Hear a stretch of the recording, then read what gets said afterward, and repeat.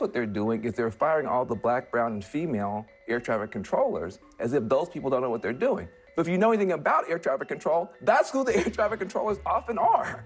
And so, Musk insisted that the people were hired under diversity, equity, and inclusion programs, and they were working in control room towers.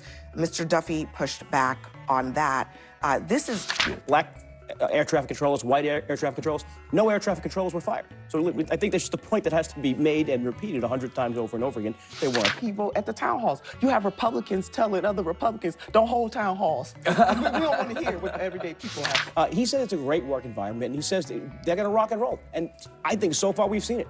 I don't think that's really responsive to what's happening in the... Hello, everybody. Guys, let's get right into this panel. It looks like one of the cabinet members pushed back on Elon Musk's racism. Not full of racism, of course not. But check this out. Dramatic account is coming from the New York Times tonight and details what the paper calls, quote, simmering anger at the billionaire and Donald Trump's efforts to put Musk in a box. The meeting pitted Musk against Secretary of State Marco Rubio. Musk at one point told Rubio, you have fired nobody. Rubio then accused Musk of lying. Quote, what about the more than 1,500 State Department officials who took early retirement buyouts? Didn't they count as layoffs, he asked, sarcastically, whether Musk also wanted him to rehire those people just so that he could make a show of firing them again. Now, Trump was asked about those tensions today, and he said, well, what tensions? No clash. I was there. You're just a troublemaker. Elon gets along great with Marco, and they're both doing a fantastic job. There is no clash. NBC. Who has more authority, Elon Musk or your cabinet secretary? Any other questions? Sir, just on the cabinet meeting, you said Musk will play an advisory role, Doge will play... We're talking about FIFA. Thank you very much. Trump, never one to dodge a question these days, is clearly dodging that one. I mean, the cracks are starting to show. And when we know that, not just because of this report, but Trump himself publicly said that he basically told his cabinet secretaries they're in charge, not Elon. well, And Abby Phillip is not contradictory. It's what Elon and Trump do. They lie and lie and lie. And their supporters just don't have the mental capacity to see that they're being played.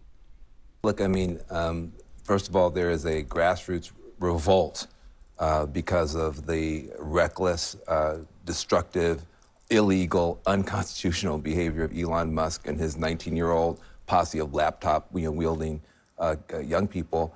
Republicans can't even have town hall meetings because constituents are mad. Social Security forms aren't being honored. People on suicide watch, they can't get their phone calls returned. So this is not working out well at the grassroots level in red states and red districts. And so there's a blowback. Also, nobody joins the cabinet to have no power.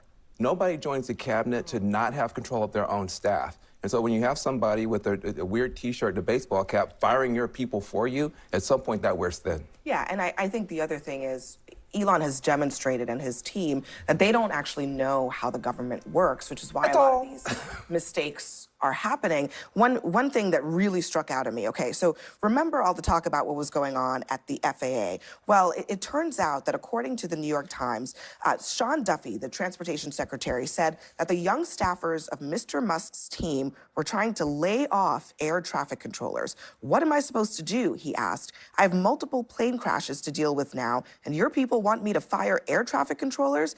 At another point, Musk insisted that the people were hired under diversity, equity, and inclusion programs, and they were working in control room towers. Mr. Duffy pushed back on that. This is directly contradictory to what Elon Musk said just this week, saying Doge has pushed to hire, not fire air traffic controllers, not according to Sean Duffy. Look, ultimately, the president is the arbiter of the executive branch policy, and the president has made it clear, and the secretary, Duffy, made it clear that they're going to continue hiring FAA air traffic controllers, not firing them. But bigger picture, the idea of rivalries and little, shouting matches amongst executives in the executive branch is not unique to this administration. It's not unique to any governor or any mayor in any part of this country or foreign leaders.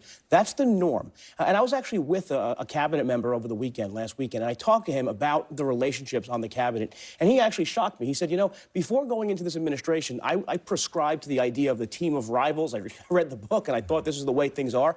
And he said, having about 24 people who are swimming in the same direction, who generally like each other and all respect the person who is the boss, the president, and the agenda that he's setting, he said it's a great work environment, and he says they're going to rock and roll. And I think so far we've seen it.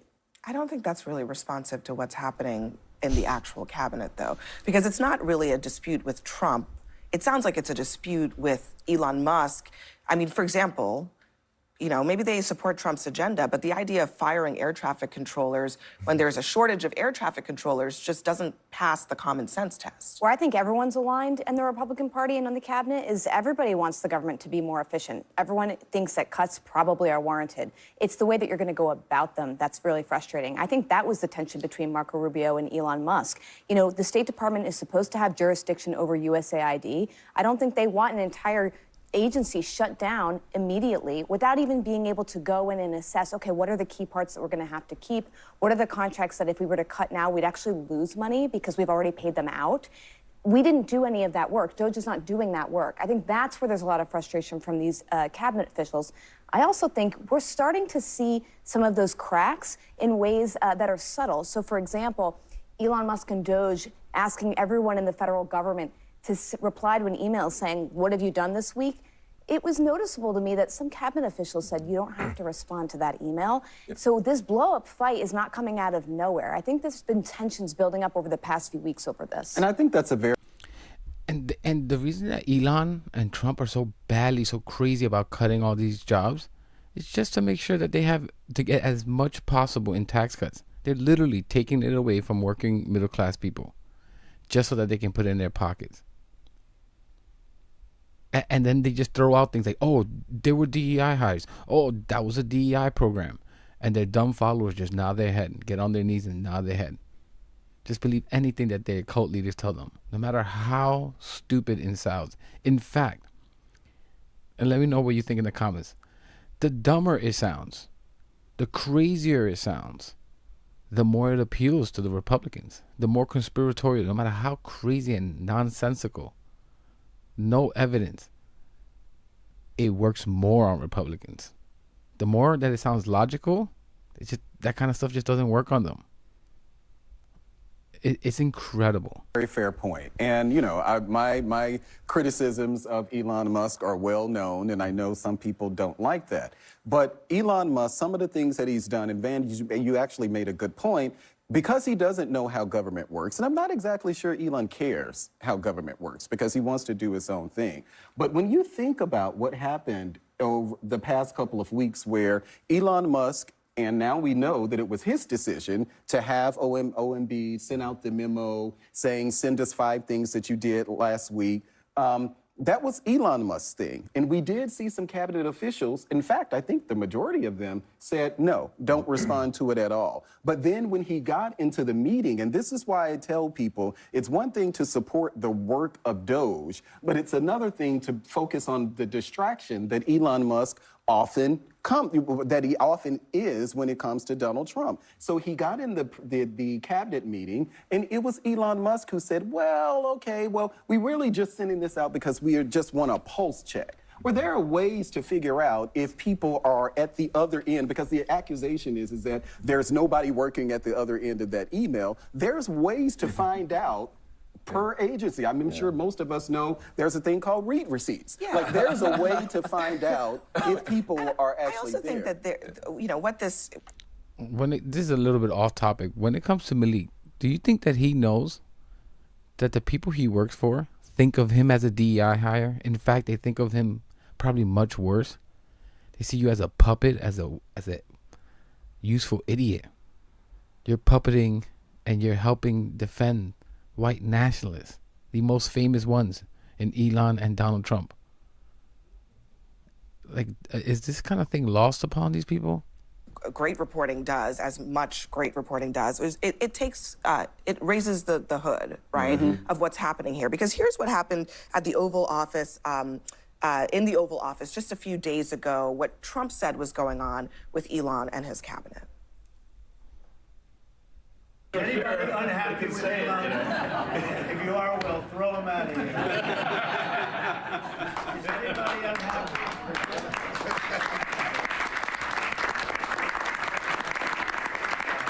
They have a lot of respect for Elon and that he's doing this, and some disagree a little bit, but I will tell you, for the most part, I think everyone's not only happy, they're thrilled. President Trump has put together, I think, the best cabinet ever. Literally. So, and I do not give false praise. And that's the problem right there, is that the Republicans are too scared of Trump and Elon to tell them how they really feel. They're cowards, and they've been threatened by Elon that he would put loads of money in someone to run against them. And they want their power, they want their position. So they just won't push back on any of this. I mean, what do you expect? This is the party of weak and fragile men and even more pathetic women. And it's not. Yeah. I mean, for President Trump, it's the best cabinet ever. You cannot serve two masters. You can't serve multiple masters. And so even though cabinets are known to have a rivalry, what they are not known to have is Doge. That's right. This is the disconnect. And none of the cabinet members want to be powerless, to Van's point. So the president thrives off of this chaos. I believe he likes it this way, very much so. And it's very Well, I mean, that was dangerous. one of the interesting things about the report. I mean, Trump, this dispute between Elon and Rubio was happening in front of Trump. And Trump was just like this, looking from one person to the next. I mean, I've seen him do that in meetings. We've all seen that. And I think he does like it to a degree, but it sounds like even he recognizes that he had to referee this a little bit. Look, here's what I know. By the time you get stuff dribbling out in the press inside the administration, it's a whole bunch of stuff going on. That's Okay, true. so please understand, Right. if we're getting this reporting, this means behind the scenes it's a whole lot of stuff. And I agree with you. There's back and forth. But ordinarily, you don't have to fight for your basic authority when you work in the federal government. And in fact, as you well know, people even below you are fighting to make sure that they have their authority respected. I cannot imagine what it would be like to be Duffy, with planes flying all over the United States, might fall out the sky any second, and have somebody else, not me, trying to pull people off of my line in terms of the air traffic controllers being fired. And the other thing I'm concerned about is, every time they want to do something, they want to blame DEI. So I guess what they're doing is they're firing all the black, brown, and female air traffic controllers as if those people don't know what they're doing. But if you know anything about air traffic control, that's who the air traffic controllers often are. And so you have a combination of a kind of a DEI, anti-DEI covered up racism and sexism that I'm worried about, and then just rank incompetence. You can't just willy-nilly throw people out of these positions and expect to have no negative consequences. To be clear. And I think this has to be said and made fun of. They constantly have to tell everyone how much of an alpha male they are because their mommy once told them that they were an alpha, but they never want women around. I'm sorry, as a straight man, I want women around as much as possible. Single man. I don't know, that's just me. I think it's weird for your so-called alpha men to only want men around. Oh, no, people of color too, because you're so intimidated by their presence. You're so scared of them. This is an alpha male?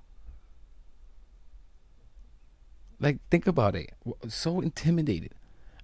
In some way, that can get the women part. You're intimidated by women. You're scared by women. But the black and brown thing, if you're so elite and better, what's the threat? What's the problem? And I think that's where lies in the problem. It's the opposite. They're afraid of the resiliency, the grit of people of color. And they want to put a stop to it. This is what attacking DEI is all about. They do not want to see black and brown people in prominent positions because they may realize that we're never going to get those jobs back because these people are resilient, these people are gritty, just as intelligent. How can we compete with that? That's my view on it. Let me know what you think in the comments. But guess what? There's a lot of white people out there that are on the left and don't feel threatened by black and brown people. They don't feel threatened by that. You know why? Because they're not betas. They're not weak. They're not cowards. They're not little snowflakes. How do you see it? air traffic controllers, white air traffic controllers. No air traffic controllers were fired. So I think that's just a point that has to be made and repeated 100 times over and over again. They weren't fired. That said, we talked about who likes DOGE, and you said the president likes it. He likes some of the scrapping. The American people, I think, like DOGE for the most part. In some concept. of the polling, in concept, right? But it is something that these cabinet secretaries do have to grapple with, because even if there is some jurisdictional disputes that they'd like to have, obviously, more power over their own agencies, they have to be cognizant that the American public is behind the idea. They're not behind all of this stuff. President Trump ran and said on populism. Thank you. He said, I got a framework for health care. Where's the framework? They didn't run for him to allow Elon Musk to reign over all of the United States government. They did not elect him for that. And what we are seeing at those town halls is that the everyday people of this country are saying, wait a minute, you firing veterans? Wait a minute. We didn't hire, we hired you. You said you were going to drive down the cost of eggs, and you said you were going to do something about inflation, Mr. President. So while you're signing all those executive orders to do all kinds of stuff we didn't ask you to do, we need you to focus on this right here. Efficiency is one thing. Combing through and making sure the government is working properly is one thing, but government is designed for service to people. And right now, it is not serving people in the way that people need to be served. And so that's why you see the upheaval at the town halls. You have Republicans telling other Republicans, don't hold town halls. We don't want to hear what the everyday people have to say. I mean, it's always a weird kind of astroturf populism. until you realize that it's real people. But Sarah, Guys, I've mentioned this before, but it's worth mentioning. They're even getting rid of Social Security offices, buildings. You may not think that's a big deal, but a lot of people rely on those buildings. They don't like using tech. They're not comfortable using computers. So they go into the building to get answers and to figure out how to get their benefits. The whole point of that is so that less people can claim their benefits. These people are disgusting. And the problem with Republicans, they're just so easily fooled. You throw some random racist red meat out there, some conspiracy, and they're right back into just forgetting everything that just happened. Everything that you just found out, how you're getting screwed. They believe anything. Like I said, the dumber, the more they believe it. real quick, I mean, one notable thing about this meeting, Elon Musk showed up apparently in a suit and tie, not his signature tech support T-shirt for a reason, but also his company, Tesla, is under a lot of pressure right now. The stock price has dropped about half since Trump took power in January. People are wondering when he's going to get back to running his actual company. Yeah, and remember, shareholders sued because he was not paying enough of attention to Tesla when he went to do the Twitter takeover, saying that we want a full-time CEO here. I think the other concern about these cuts, by the way, often Elon Musk looks to his private sector companies as an example of what he can bring to the government. Yeah. First of all, the scale is so ridiculously off. If you look at a company like Twitter before he took it and became X, he cut from 7,500 people to down 1,500. There's almost 3 million people who work for the federal government. So it's not exactly a copy-paste strategy. But second, as you're saying with Tesla, no human, despite Elon Musk and other efforts, can defy the laws of time. Mm-hmm. You know, he's still one person who is being tasked with trying to reimagine the federal government while running multiple companies, some public companies. There's no way there isn't going to be backlash towards that. Now, Tesla is facing external factors that don't have to do with Elon's presence, but him not being full-time does not help the situation. Yeah, it certainly does not. Everyone stand by. I mean, that's music to my ears. If Tesla could go to zero, that would be fantastic. Because you have to understand, Elon, the only reason that he has his control is because Trump wanted a new rich wife, right? He saw the richest wife, so he left J.D. Vance and went over to Elon. And the only reason Elon has his power is because of his money. And you have countries like Canada. There's a candidate there for prime minister that's saying that she'd put 100% tariff on Tesla and push European countries to do that as well. I think that's a fantastic way to screw them. You want to stop fascism? Take away the money. But let me know what you think about all this in the comments. Please subscribe if you're not. It really helps the channel. And I'll catch you in the next one.